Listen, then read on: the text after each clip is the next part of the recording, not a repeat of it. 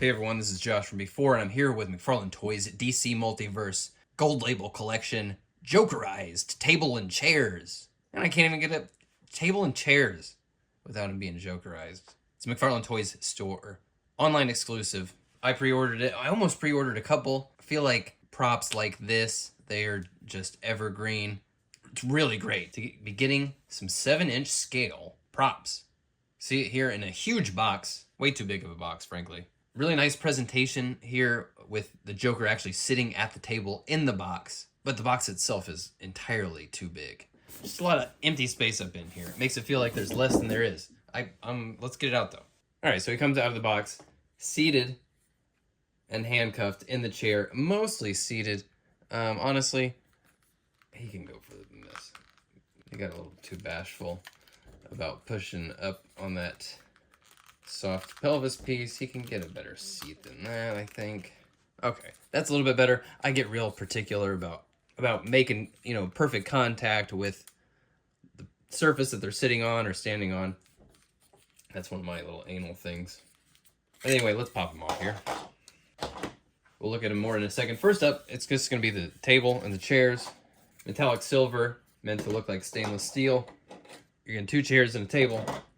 They are essentially what they appear to be.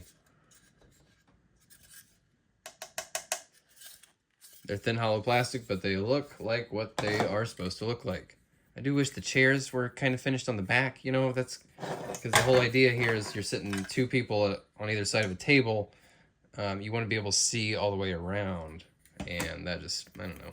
That looks cheap and unfinished. I think you can manage to finish the job on that. I'm paying you 20 extra bucks for the tables and chairs, which as far as props go, it's comparable to 1/12 scale. You can get, even on Amazon, tables and chairs all day, 1/12 scale, kind of meant for wrestling figures. I think they're comparably priced.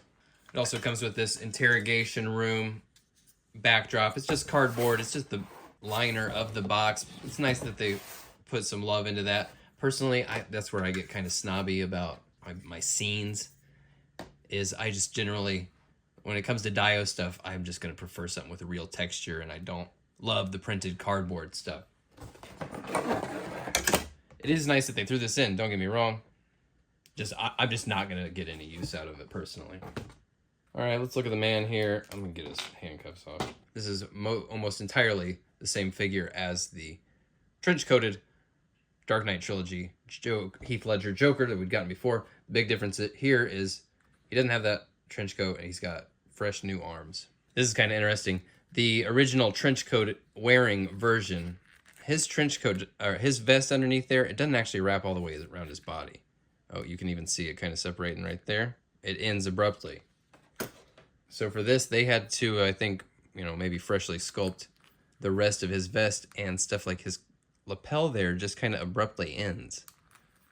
It gets kind of weirdly soft right up around the collar there. Kind of interesting.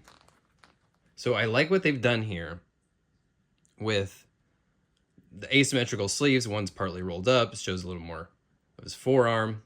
That brings it to life a little bit. The texture of his shirt is actually sculpted in this hexagon pattern with smaller dots throughout, which I think is a pretty cool look, but they didn't sculpt the original shirt underneath here with that texture in it, so it's a little bit at odds.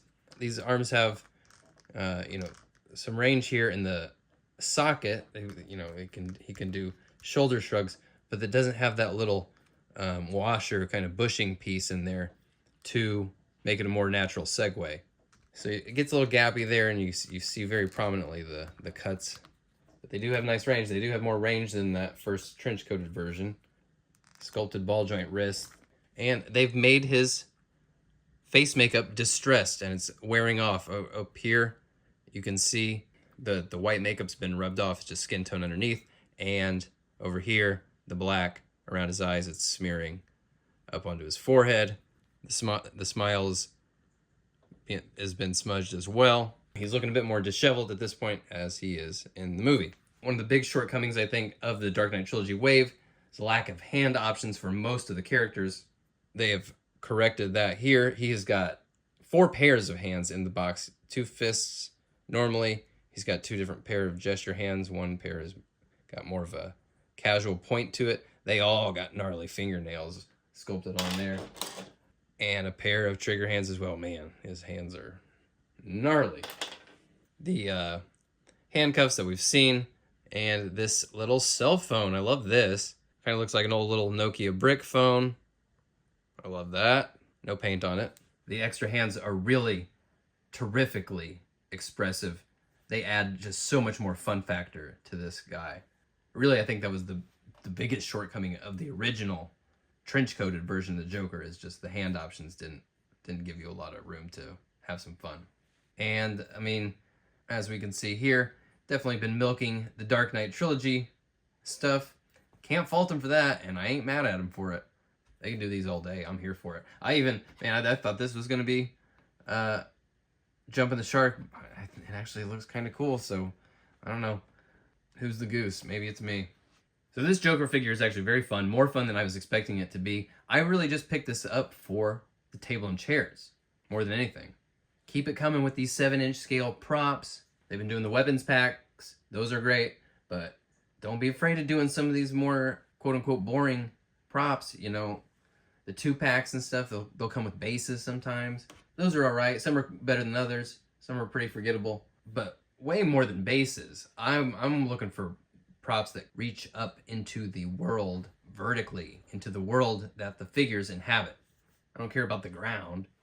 When it comes to having dios and scenes, the ground is the easy part. Give me stuff like this: tables, chairs, street lamps would be great. I mean, that'd be perfect for like a Dark Knight Returns, armored Batman kind of scene. You know what I'm talking about. You're gonna be seeing this thing like crazy in toy photography photos on Instagram. Everybody's gonna use this.